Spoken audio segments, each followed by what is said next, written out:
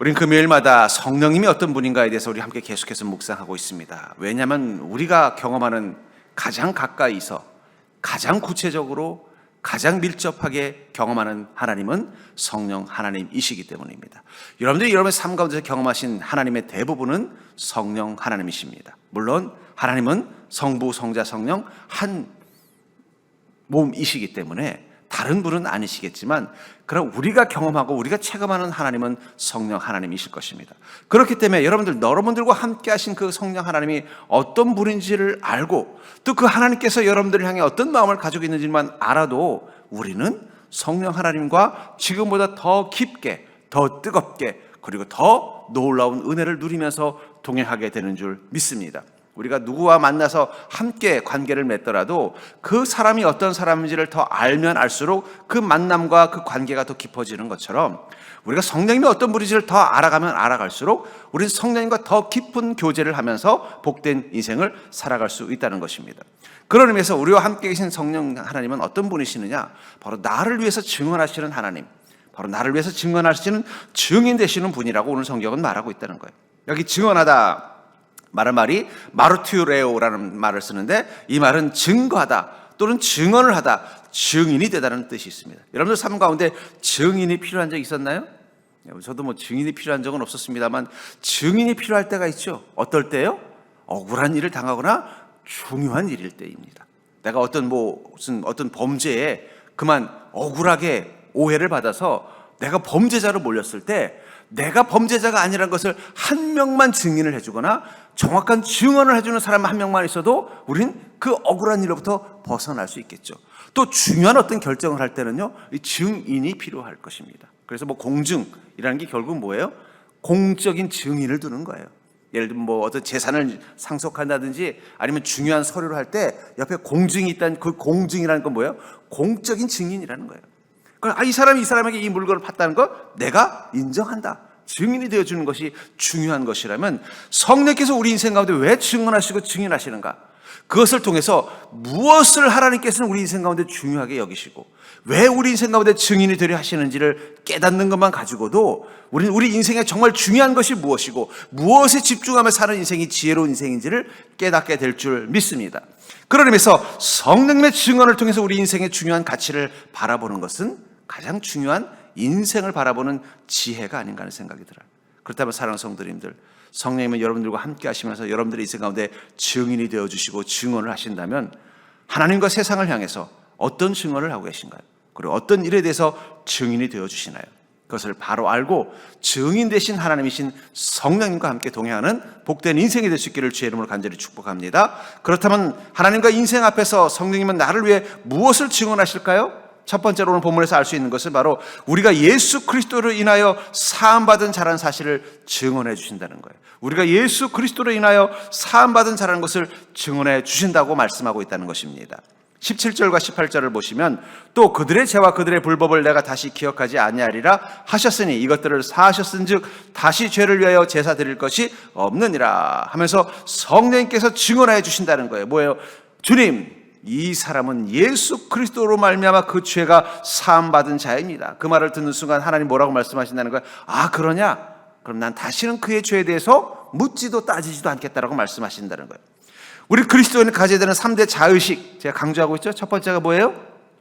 피조의식, 우리는 하나님에 의해서 만들어진 피조물이다. 두 번째, 영혼의식, 우리는 육만 있는 게 아니라 영과 혼을 가진 존재다. 세 번째는요, 죄인의식, 우리는 우리 힘으로 구원받을 수 없는 죄인이라는 거예요. 이 3대 자의식이 있어야 그게 그리스도인인 것입니다. 우리가 하나님께 만들어진 존재라는 것을 세상은 모르는 사람들이 얼마나 많은지 몰라요. 하나님이 없다라고 생각하는 사람도 많아요. 또 육체만 있다고 생각하는 인생들이 얼마나 많은지 모르고 있어요. 영과 혼이 없다고 생각하는 사람들, 심지어 이제는 영은 둘째치고 혼도 존재하지 않는다, 그냥 우리 뇌 속에 있는 신경 반응에 불과하다라고 생각하는 사람들이 많아지고 있는 세상을 살고 있다는 거예요. 죄인의식, 나는 죄가 없다고 생각하는 뻔뻔한 자들이 많은 세상을 살고 있다는 거예요. 특별히 죄인의식, 이 죄인의식은 부작용이 있어요. 그럼 바로 죄책감과 죄의식을 갖는다는 것입니다. 내가 죄인이구나 하는 걸 깨달으면요, 그냥 끝나는 게 아니라 뭐가 생기는 거예요? 죄책감과 죄의식이 생기는 건 당연한 것입니다. 그것이 때로는 나를 위축시키기도 하고 내 자존감을 낮추기도 하는, 나 같은 죄인이, 우리를 겸손하게도 만들지만 우리를 어떻게 해요? 자신감을 잃어버리고 자존감이 낮아지게 만드는 또 부작용이 될 수도 있다는 거예요. 근데 중요한 건 우리가 죄의식을 가져야만 그게 제대로 된 인간인데, 중요한 건 그 마음 가지고 주님 앞에 서면 어떻게 돼요? 우리는 늘 한없이 작아질 수밖에 없고 감히 주님을 만날 자격이 없다고 생각할 수밖에 없다는 거예요. 근데 그때 성령 옆에 계시다가 뭐라고 말하는 거예요? 아니야, 비록 너는 죄인이지만, 너는 너의 힘으로 구원받을 수 없는 어리석은 죄인이지만 예수 그리스도께서 너의 죄를 사해 주셨잖아. 그러니 주저하지 말아라. 나랑 함께 하나님 만나러 가자. 내가 증인이 되어줄게. 이것이 우리로 하여금 주님을 만날 수 있는 용기요, 우리가 그 죄의 그 고통으로부터 이겨낼 수 있는 힘이 된다는 것입니다. 우리의 구원의 자격은 우리 안에 있는 게 아닙니다. 바로 나와 함께 계신 성령님에게 있는 것입니다. 성령님이 증언 안 해주시면 우리는 구원 못 받을지도 몰라요. 저 천국에 갔는데 천사가 있다가 당신은 여기 왜 들어올려 가시오? 당신은 죄인 아니오? 죄인인데 어떻게 감히 천국에 들어올 생각을 하십니까? 근데 옆에 성령님이 잠깐만, 내가 이 사람은 예수를 만나서 그 죄로부터 구원받은 자야, 내가 증언해 줄게 하면은 들어갈 수 있다라는 거예요. 근데 하필이면 내가 죽어서 천국 가려고 했는데 성령님이 그날따라 바쁘셔가지고 다른 데 출장 갔으면 여러분들 천국 못 들어갈 수도 있다는 거예요. 증인이 없으면 못 들어가는 것입니다. 구원의 자격은 내 안에 있는 것이 아니라 나에게 증인 되시는 성령님께 있다는 거예요. 그러니까 여러분 어떻게 되겠어요?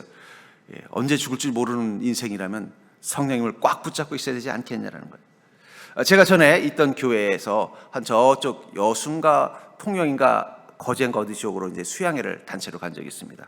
근데 마침 그쪽에 이 국가 관련된 공무원으로 일하고 계시는 어떤 집사님이 계셨어요. 마침 그 집사님이 우리 목회자들이 수양회로 왔다는 걸 보고는 한번 식사를 대접하고 싶다고 하시는 거예요. 그래서 그 집사님이 이제 그 속에서 근무하시는 그곳에서 식사를 하는데 보니까 그 집사님이 하시는 일이 뭐냐면 이 국가의 기밀, 제가 처음 알았습니다. 이 여순가 어디 거제인지 기억은 안 나는데 엄청나게 큰 기름 탱크가 있어요.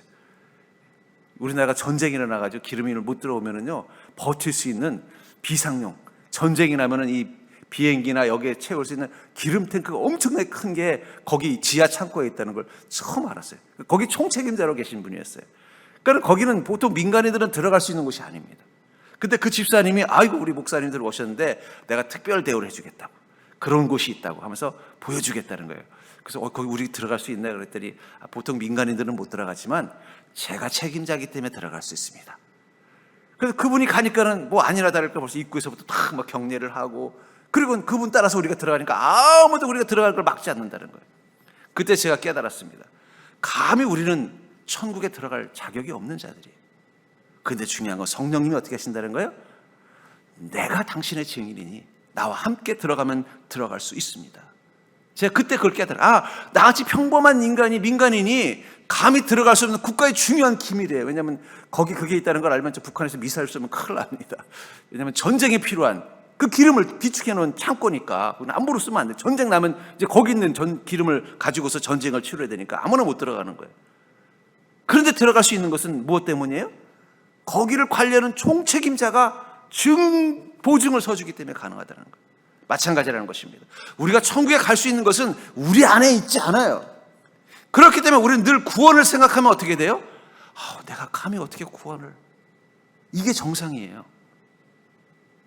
내가 감히 어떻게 구원을, 내가 감히 어떻게 천국을, 나 같은 어리석은 피조물이 어떻게 감히 구원을. 근데 중요한 건 그렇게 움찔움찔하고는 우리 앞에 누가 계신 것입니까? 성령님이 계신다는 거예요. 걱정하지 마라, 내가 증인이다. 예수님께서 너를 사해 주신 것을 본 내가 증인이니 내가 증언해 줄 테니까 용기 있게 가자. 그래서 우리 성령님 붙잡고 가는 자라는 거예요. 근데 이 뻔뻔한 그리스도인, 우리 그 구원파는 뭐라고 말해요? 자기가 죄인이라는 사실을 싹 감추고 예수님께서 나를 구원해 주셨어요. 그러면 성령님이 그러는 거예요. 증인이수? 구원파는 왜 구원 못 받느냐? 성령님이 증인을 안 서주실 것이기 때문이에요. 왜 이단들이 구원을 못 받냐면 성령님이 증인을 안 서줄 것이기 때문이에요. 우리가 나 예수님 알아요, 난 믿었어요. 근데 입구에서 천사가 그럴 거라니까요. 증인 있어? 당신이 예수님을 만나서 구원받았다는 증인이 있냐고. 그때 성령님이 증인 서주면 우리는 들어가지만 성령님이 증인 안 서주면 우리는 못 들어가는 존재라는 거예요. 그렇기 때문에 우리 죄인됨을 갈고 우리는 어떻게 되겠어요? 죄인의식을 갖는 건 정상이에요.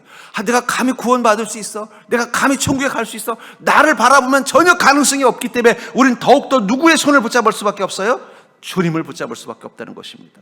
그래서 출애굽기 34장 9절에 보면은요, 이르되 주여 내가 주께 은총을 입었거든 원하건대 주는 우리와 동행하옵소서. 이는 목이 뻣뻣한 백성이니 우리의 악과 죄를 사하시고 우리를 주의 기업으로 삼으소서. 참 이 모세가 대단한 믿음이라는 걸 알 수 있습니다. 하나님께서 이 이스라엘 민족이 너무 악해서 그냥 내가 도저히 이들하고 못 다니겠다 그랬더니 뭐라고 말하냐면, 주님 내가 주께 은총을 입었거든 원하건대 주는 우리와 동행해 주시옵소서. 우리는 뻣뻣한 백성입니다. 그러나 우리의 죄 악과 죄를 사하셔서 우리를 지옥의 기업으로 삼아 주시옵소서. 여러분, 믿음은 좀 이런 게 있어야 되는 거예요. 우리 자신을 바라보면 감히 하나님의 은혜를 구할 수 없는 목이 뻣뻣한 백성이요 악과 죄가 가득하지만 원하건대 주는 우리와 동행해달라고 간절히 요청하는 믿음, 그 믿음을 들으시고 주님은 어떻게 하세요? 우리의 그 죄와 행위를 바라보면 감히 우리와 함께하지 않겠지만 우리가 그렇게 갈급해하면서 주님 앞에 은혜를 구할 때 주님은 마지못해 혹은 슬그머니 우리의 손 붙잡고 그럼 같이 가자 하면서 우리를 천국으로 인도하신다는 것입니다. 전 그러면서 성령 충만함이라는 게 뭐예요? 바로 이거라는 거예요. 원하건대 주는 우리와 동행하옵소서. 우리가 성령 충만하다는 것은 성령님을 꽉 붙잡는 겁니다. 성령님 저와 함께 가주세요. 마치 캄캄한 어두운 길을 갈 때, 어두운 산길을 갈 때 우리는 어린아이처럼 무서울 때 어떻게 돼요? 같이 가는 사람 꼭 붙잡고 나랑 같이 가야 돼. 어린아이가 깜깜한 산길 가면 얼마나 무서워요. 그때 옆에 아빠가 가면요, 아빠 손을 꽉 붙잡고 그래요. 아빠 같이 가야 돼. 오빠가 있으면 오빠 같이 가야 돼. 제가 어릴 적에 저희가 그 시골에 좀 할머니 집 같은데 놀러 가면은요, 시골에 푸세식 화장실입니다. 그럼 제 여동생이 밤에 갑자기 화장실 가고 싶다 그러는 거예요. 그러면 부모님이 그러는 거예요. 야, 네가 동생 데리고 화장실 갔다 와라. 그러면 이 푸세식 화장실은 보통 돼지 우리 옆에 있습니다. 그럼 굴굴굴굴 소리가 나면 얼마나 무서운지 몰라요. 밖에서는 부엌이 소리 들리죠. 바람 소리 들리죠. 그럼 그 화장실에 들어간 우리 여동생은 무서워가지고 계속 그래요. 오빠 밖에 있어. 나도 무서워 죽겠는데 계속 오빠 밖에 있어. 그러면 저는요, 있어 빨리 나와. 그러면 우리 여동생은 계속 무서워도 계속 어떻게 돼요? 오빠 밖에 있어. 딴 데 가면 안 돼. 저는 그게 믿음이라고 생각해요. 우리가 우리 인생의 어두운 길, 이 죄와 사망이 가득한 길, 우리가 혼자 우리 힘으로는 천국을 향해 가는 길을 알 수 없는 우리, 그 두려움 속에서 우리가 할 수 있는 것은 꼭 하나입니다. 원하건대 주는 우리와 동행하여 주옵소서. 전 여러분들 그 믿음 가지고 주님과 함께 동행하는 인생 되기를 주님 축복합니다. 성령님은 그때 우리 인생 가운데 무엇이 되어주신다고요? 증인 되어준다는 거. 이 사람은 예수 그리스도를 통해 구원받은 자이다. 비록 그의 죄가 크지만 예수 그리스도의 보혈의 피가 그의 죄를 사하여준 자이다. 내가 그 증인이다. 그 증인 대신 성령님과 동행하는 인생 되기를 주의 이름으로 축복합니다. 두 번째로, 하나님과 인생 앞에서 성령님은 우리를 위하여 무엇을 증언하실까요? 바로 우리가 예수 그리스도로 인하여 하나님께 나아갈 수 있음을 증언해 주신다는 것입니다. 우리가 예수 그리스도로 인하여 하나님께 나아갈 수 있음을 증언해 주시는 그 증인이 되시기 위해서 우리와 함께 계신다는 것입니다. 본문의 19절부터 20절에 보면, 그러므로 형제들아 우리가 예수의 피를 힘입어 성소에 들어갈 담력을 얻었나니 그 길은 우리를 위하여 휘장 가운데로 열어놓으신 새로운 살 길이요 휘장은 곧 그의 육체니라. 우리는 예수 그리스도의 피를 힘입어 어디에 들어갈 담력을 얻었다고 말하고 있어요? 성소에 들어갈. 그 성소를 가리고 있던 그 휘장, 그것은 바로 예수 그리스도의 육체, 십자가에 달리신 그 육체이시고, 그 육체가 십자가에 달려 우리 죄를 위해 죽으시는 그 순간 휘장이 찢어져 나가는 것처럼 갈라져서 우리가 이제 그 안에 들어갈 능력을 갖게 됐다는 것입니다. 그럼 왜 우리는 성소에 들어갈 담력을 얻기를 원할까요?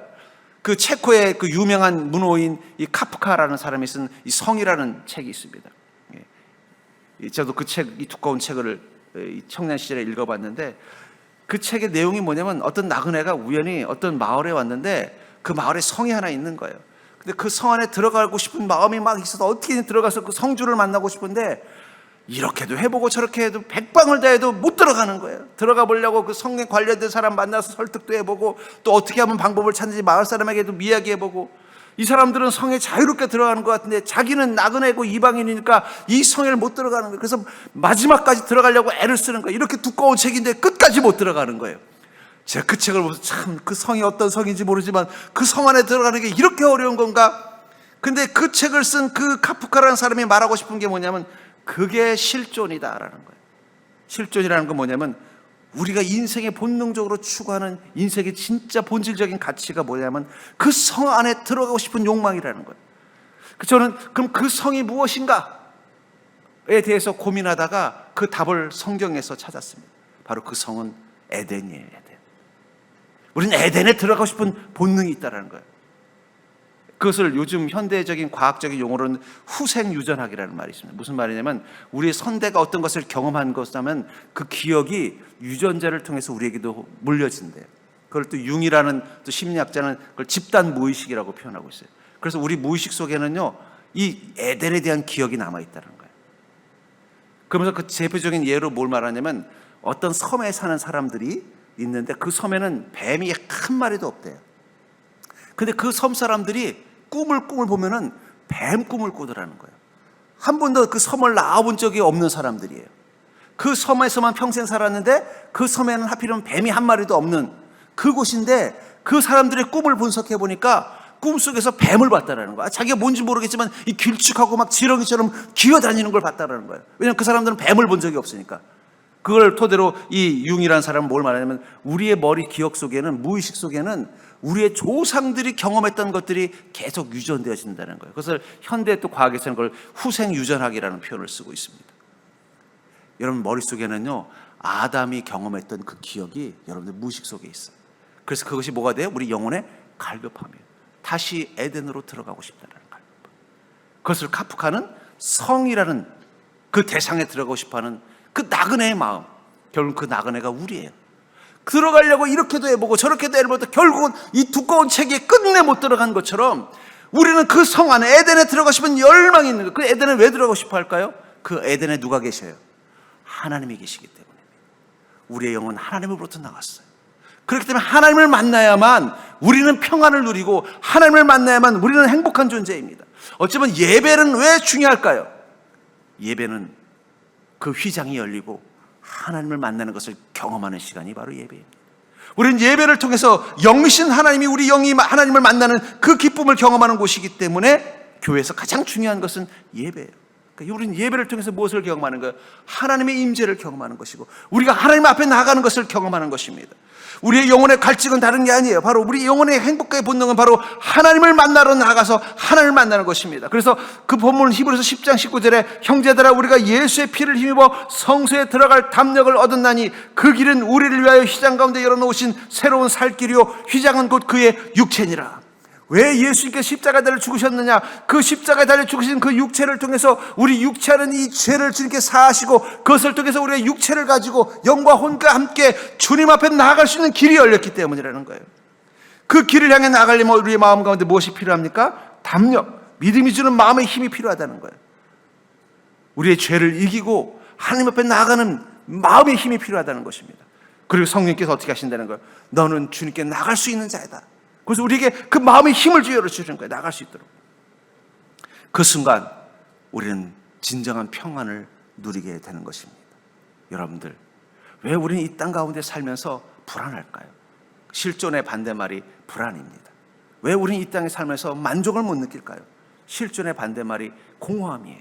만족을 못 느낀다는 거예요. 왜 우리는 살면서 불안하고 만족을 못 느낄까요? 돈이 부족해서요? 직장이 불안정해서요? 사람들이 나를 사랑하지 않아서요? 그건 표면적인 이유예요. 진짜 이유는 우리의 영이 하나님을 만나지 못해서 그래요. 내 영이 하나님을 만나면요 불안은 사라지게 돼 있어요.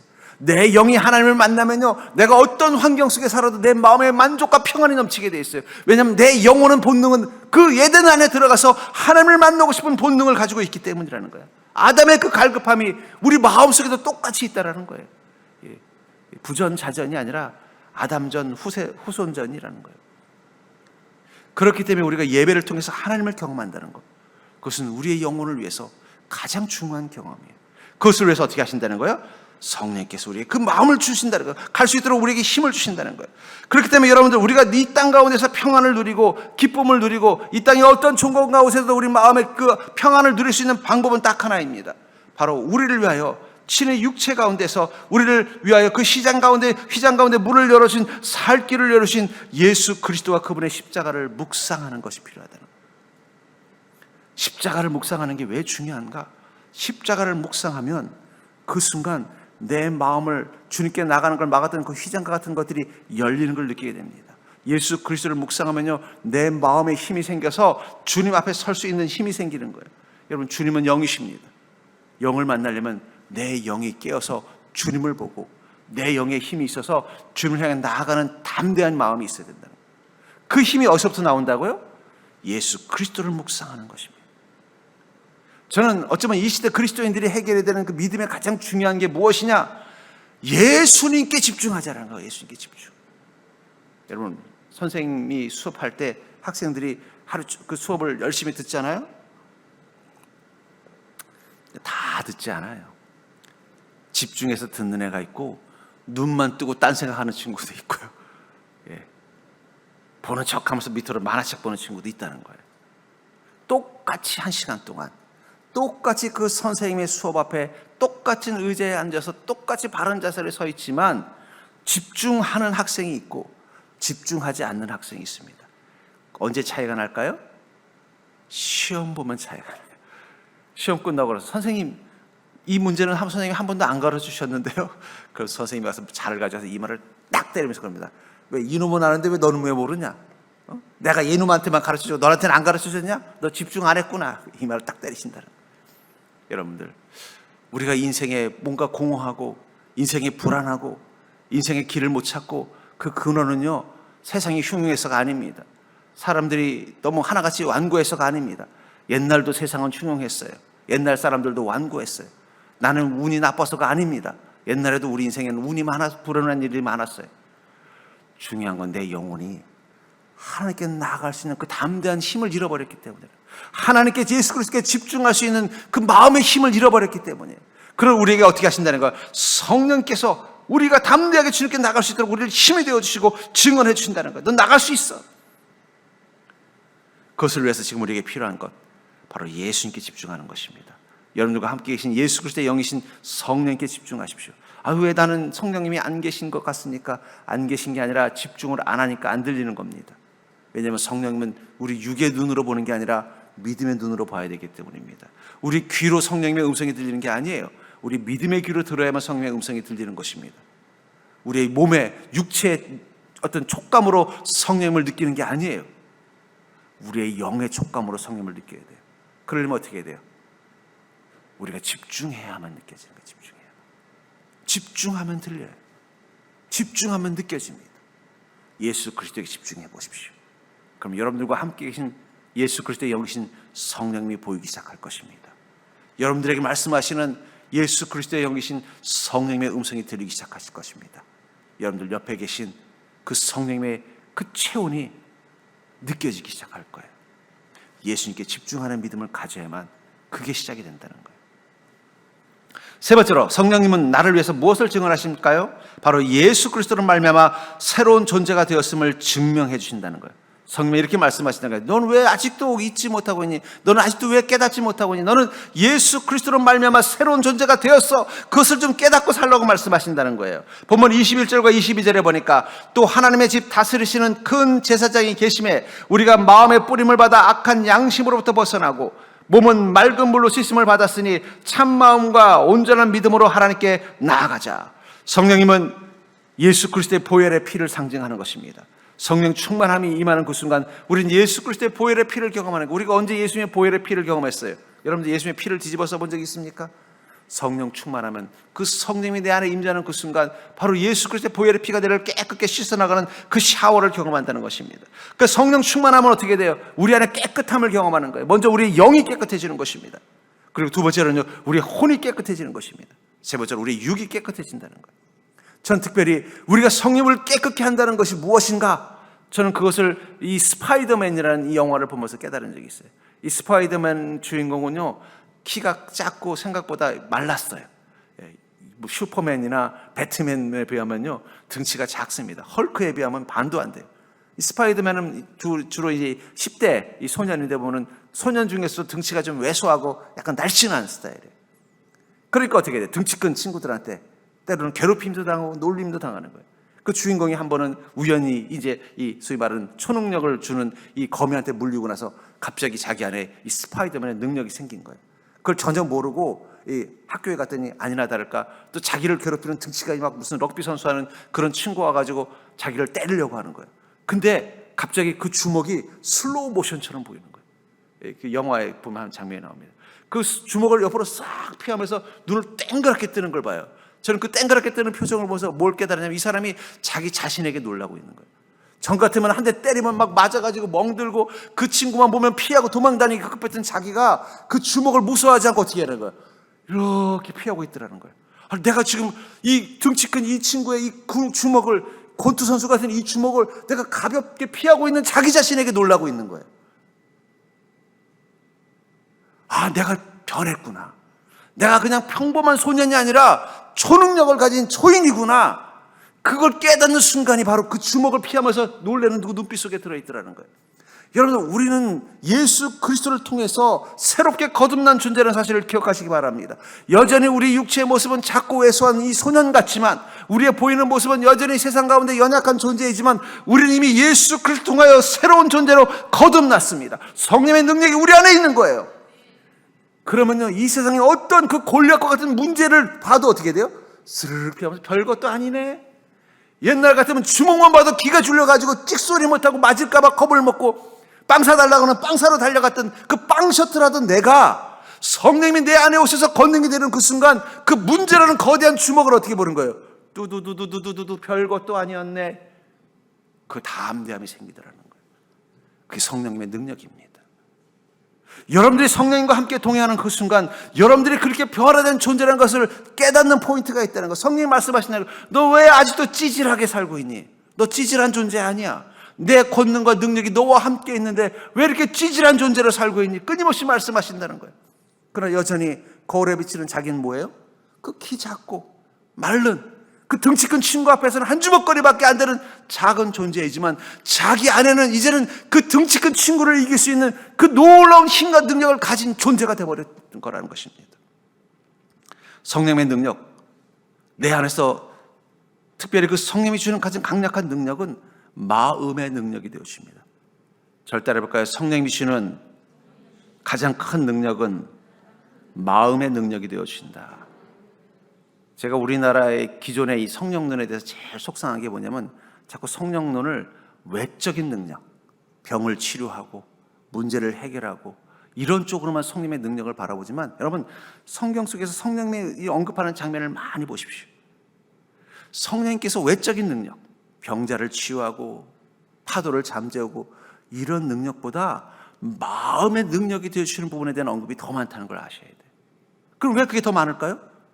그게 더 중요하고 그게 성령께서 우리에게 주시는 더 많은 강력한 능력이라는 것입니다.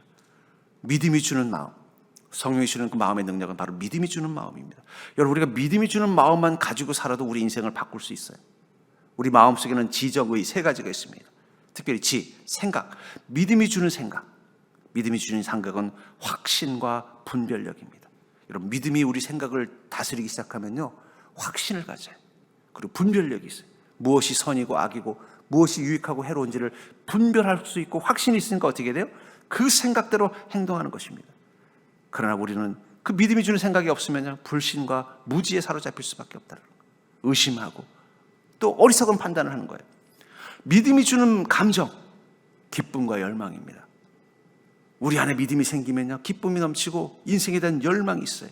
근데 믿음이 주는 그 감정이 사라지면 어떻게 돼요? 불안과 무기력이. 또 믿음이 주는 의지, 결단과 순종입니다. 이런 믿음이 주는 의지를 가지면요, 결단할 수 있어요. 순종할 수 있어요. 여러분, 순종은 믿음이 주는 의지입니다. 그러니까 믿음이 약해지면 제일 먼저 나타나는 특징이 뭐예요? 불순종입니다. 불순종. 내가 자꾸 불순종한다, 내 믿음이 약해졌다는 거예요. 믿음이 약해지면요, 우유부단해지고 자꾸 불순종해요. 근데 믿음이 내 마음 가운데 힘을 주셔서 마음에 힘을 주셔서 믿음이 주는 의지를 가지면요, 결단과 순종이라는 거예요. 그러니까 여러분, 우리 생각이 믿음이 주는 그 힘에 의해서 확신과 분별을 가지고 산다고 한번 가정해 봅시다. 우리의 감정이 불안과 무기력에 빠지는 게 아니라 기쁨과 열망을 가진 감정으로 살아간다고 생각해 보세요. 우리의 의지가 결단할 수 있고 순종할 수 있는 힘을 가지고 있다고 생각해 보세요. 그럼 여러분들의 인생의 80%를 변화시킬 수 있습니다. 내 마음만 바뀌어도 인생의 80%를 변화시킬 수 있다는 거예요. 여러분, 인생의 80% 바뀌면 그건 엄청난 변화예요. 여러분, 지금처럼 안 살아도 된다는 거예요. 내 마음만 바뀌어도 돼요.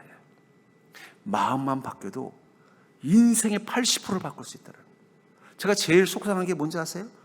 믿음이 주는 능력을 그 마음속에 적용하지 못하는 것이죠. 믿습니다 하면서도 여전히 그 믿음 없을 때의 생각을 하고 살고 있어요. 믿습니다라고 말하면서 여전히 그 마음과 감정 속에는 기쁨과 열망은 없고 불안과 무기력만 가지고 있어요. 믿습니다라고 말하면서 여전히 우유부단하고 불순종하고 있다는 거예요. 믿음이 주는 마음이 없는 거예요. 성령께서 우리에게 주는 능력은 외적인 능력이 아니라 우리 내면적인 능력은 우리 마음에 힘을 주신다는 거예요. 믿음이 주는 마음의 힘만 가지고 있어도 바로 불확신과 분별할 수 있는 그 생각의 힘을 가지고 살고, 또 기쁨과 열망으로 살아가는 그 감정을 가지고 살고, 또 결단과 순종할 수 있는 의지를 가지고 살면 여러분들의 인생의 80%를 여러분들이 마음대로 바꿀 수 있는 능력이 생긴다는 거예요. 제가 이 성공한 사람들, 저는 목회자니까 여러 종류의 사람들을 만나보잖아요. 그 차이점이 뭔가 보면 마음에 힘이 있는 사람들이라는 거예요. 성공한 그리스도인들도 공통점이 뭐냐? 이 마음의 힘, 믿음이 주는 마음의 힘을 가지고 있는 거예요. 그 마음의 힘을 가지고 어떻게 자기 인생을 바꾸어 버리더라고요. 절단해 볼까요? 생각만 바뀌어도 인생의 80%를 변화시킬 수 있다. 나머지 20%는 뭐예요? 그건 철저히 하나님의 은혜가 아니면 안 되는 것도 있어요. 하지만 80%만 바꿔도 우리 인생이 바뀌는 거예요.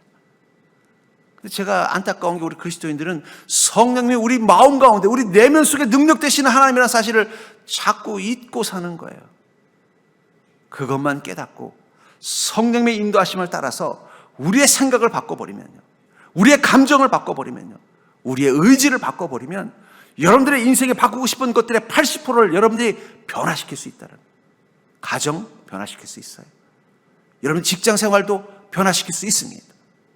여러분의 인생의 문제들을 해결해낼 능력을 가질 수 있어요. 성령님께서 내 안에 믿음이 주는 마음을 갖도록 내 안에 마음의 능력만 되어주셔도, 여러분들이 주님 안에서 그 마음이 바뀔 수 있는 능력만 갖게 되어도 여러분들의 인생 충분히 바꿀 수 있는 것입니다. 제가 계속해서 금요일마다 이 성령을 얘기하는 게 바로 그걸 이야기하고 싶은 거예요. 외적인 것들을 성령을 통해서 변화시키려고만 애를 쓰지 말고 여러분들 내면을 성령을 통해서 바꾸십시오. 마음을 좀 바꿔보세요. 마음을. 믿음이 주는 마음 가지고 좀 사세요. 다시 한번 정리해 드릴게요. 믿음이 주는 생각은 확신과 분별입니다. 반대는 뭐라 그랬어요? 불신과 무지예요. 믿음이 주는 감정은 기쁨과 열망입니다. 반대는 뭐라 그랬어요? 불안과 무기력입니다. 믿음이 주는 의지는 결단과 순종입니다. 반대는 뭐라 그랬어요? 우유부단하고 불순종입니다. 여러분들 돌아보십시오. 나는 정말 확신이 있고 분별력 있게 믿음으로 살고 있는가? 아니라면 지금 내가 믿음이 주는 그 마음으로 사는 게 아니에요. 또 내가 지금 기쁨과 열망을 가지고 내 인생을 살아가냐? 아니면 불안해하고 무기력하게 그냥 살아가고 있는가? 나는 정말 결단할 줄 알고 순종할 수 있는가? 아니면 우유부단하고 앞에서는 예해놓고 불순종하면서 살아가고 있는가? 믿음이 주는 마음으로 사냐는 거예요. 그런데 주님 뭐라고 말씀하세요? 예수 그리스도를 만나는 그 순간 뭐라고 말했어요? 참 마음과 온전한 믿음으로 하나님께 나아가자. 우리가 마음의 뿌림을 받아. 무엇을 뿌림을 받은 거예요? 예수 그리스도의 보혈의 피. 성령 충만하면 우리 마음 가운데 어떤 거는 거예요? 우리 마음의 뿌림을 받아서 우리 마음을 깨끗게 씻어가고 변화시켜서 악한 양심으로부터 벗어나게 만들고, 몸은 맑은 물로 씻음을 받았으니 참 마음과 온전한 믿음을 갖고 하나님께 나아가는 자가 된다는 거예요. 성령의 능력은 우리의 마음을 바꾸는 능력이라는 것을 기억하시기 바랍니다. 지금 어쩌면 여러분들이 정말 사모해야 되는 성령 충만함, 성령의 능력은요, 자꾸 세상을 바꾸는 거, 환경을 바꾸는 거, 내 육신을 바꿔서 병을 치료하는 거, 이것들에게만 집착하지 마십시오. 정말 지금 성령의 능력이 필요한 건 여러분들의 마음을 바꾸시는 능력을 달라고 하셔야 돼요. 주님, 여전히 제가 이 죄된 생각에서 벗어나지 못해서 끊임없이 불신하고 무지에 바로 사로잡혀 있습니다. 성령이 주시는 생각, 그 믿음이 주는 생각으로 사는 자 될 수 있도록 나를 변화시켜 주시옵소서. 제가 여전히 불안감과 무기력감 가운데 살다 보니까 자꾸 자극적, 여러분들 무기력해지기 때문에 자꾸 쾌락에 탐닉하는 거예요. 현대인들의 가장 고질적인 병은 무기력입니다. 그 무기력이 싫으니까 어떻게 돼요? 자꾸 자극을 찾는 거예요. 도파민. 그게 아니라 성령이 주시는 그 마음, 기쁨과 열망 가지고 살게 해주옵소서. 주님, 제가 더 이상 우유부단하고 불순종하는 마음에 끌려가지 않게 하시고 내 안에 믿음이 주는 그 마음, 성령이 주는 그 마음의 힘을 따라서 주님이 명령하신 앞에 결단하고 순종하는 의지를 가진 자가 될 수 있도록 변화시켜달라고 기도하십시오. 성령께서는 그 능력을 가지고 여러분들과 함께 있다는 거예요. 여러분들의 마음을 변화시켜달라고 기도하십시오. 근데 보면요, 우리 안타까운 우리 성도님들 보면요, 그렇게 오랫동안 예수 믿었다고 하면서 마음을 안 바꾸고 계셔요. 여전히 마음속에 불안감과 무기력한 감정을 가지고서 그냥 주여. 왜 주님을 한숨 쉬듯이 주님을 줍니까? 여러분, 성령 받은 사람은요, 주여가 안 되고 어떻게 돼요? 주여! 이렇게 되는 거예요. 뭐라고 했어요? 기쁨과 열망이 있는데. 한번 기쁨과 열망을 이 주여라는 단어 속에 한번 포함시켜서 한번 외쳐봅시다. 시작! 주여! 그 안에 주여와 기쁨과 열망이 있어야 된다는 거예요. 성령이 내 마음 가운데 함께 하시면요, 주여! 하도 어떻게 되는 거예요? 기쁨과 열망이 있는데 내 마음을 안 바꾸고 여전히 그러면 어떻게 돼요? 주여. 그건 주여가 아니라 그냥 팔자려니 운명이려니라는 거예요. 마음 바꾸세요. 또 성령께서 내 마음속에 있으면요, 이거 어떻게 해야 되지? 주님이 이렇게 말씀하셨는데 주여, 결단한다니까요. 이걸 내가 순종할 수 있을까? 주여, 순종한다니까요. 저는 가끔 우리 성도님들에게 때로는 순종의 결단을 요구하는 명령을 할 때가 있습니다. 목사님은 좀 나한테 좀 양해도 좀 구하고 설득도 좀 하시고 그렇게 부탁도 하시면 좋은데 갑자기 집사님 이거 좀 하세요. 그러면요, 거기서 이제 선택하는 거예요. 제가 이런 리더십을 전에 있던 교회에서 배웠어요. 전에 있던 교회에 교구장을 세워야 되는데 다 하나같이 안 하겠다고 하는 거예요. 그래서 주님께서 어떻게 하면 좋습니까? 주님이 답을 주셨어요. 그 권사님한테 가서 내일부터 교구장 하라고 명령해라. 순종하면 내가 복을 줄 거고 순종 안 하면 뭐 내가 알아서 할게. 그랬더니 제가 했어요. 그랬더니 그 권사님 당황하시더라고요. 그랬더니 조금 있다가 목사님 말씀하셨으니까 순종하겠습니다 하고 열심히 잘하셔가지고 그 하에 교구장을 너무 잘하셨어요. 그때 제가 깨달았습니다. 믿음의 이 마음에 힘이 있는 믿음이 있는 사람은 순종하는구나, 결단하는구나. 자꾸 그렇게 할 수 있도록 계기를 만들어주는 것도 필요하구나. 생각만 바뀌어도 여러분들 인생의 80% 바꿀 수 있습니다. 믿으시기 바랍니다. 제가 가장 속상한 게 그거예요.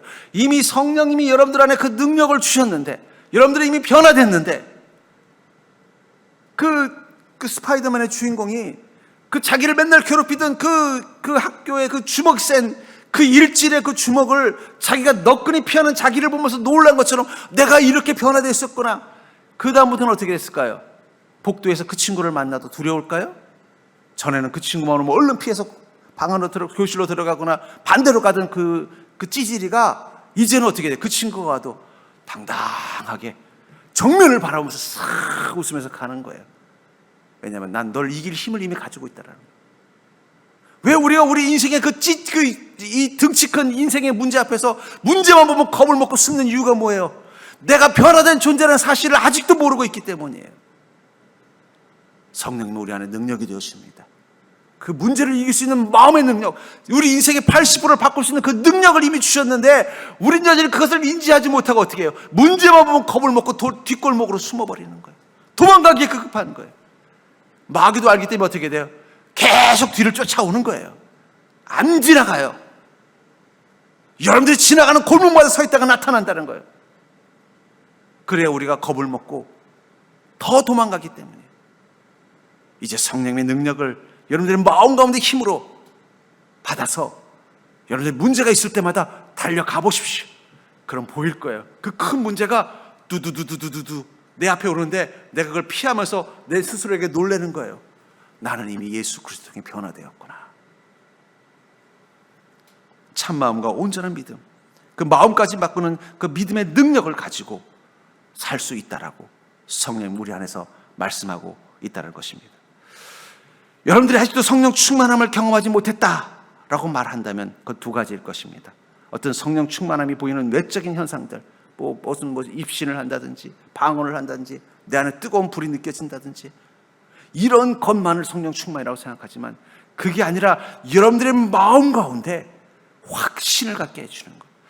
예수 그리스도로 인하여 내가 사함받은 자라는 그 확신, 예수 그리스도로 인하여 내가 하나님께 나아갈 수 있는 존재가 됐다는 그 확신, 예수 그리스도로 말미암아 내가 새로운 존재로 거듭났다는 그 확신을 갖게 되는 것, 그게 진짜 성령 충만함입니다.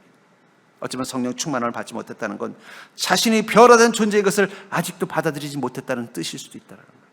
그렇기 때문에 사랑하는 성도님들, 우리는 더 성령 충만함을 사모하셔야 돼요. 성령 충만함을 통해서 내가 변했음을 세상과 하나님 앞에서 증언하시는 성령의 음성을 날마다 듣는 인생이 될 수 있기를 주의 이름으로 간절히 축원합니다. 여러분들이 이미 변화되었습니다. 이제 그 사실을 깨닫고 여러분들의 변화된 모습을 세상과 하나님 앞에서 보여주는 자가 될 수 있기를 주의 이름으로 간절히 축원합니다.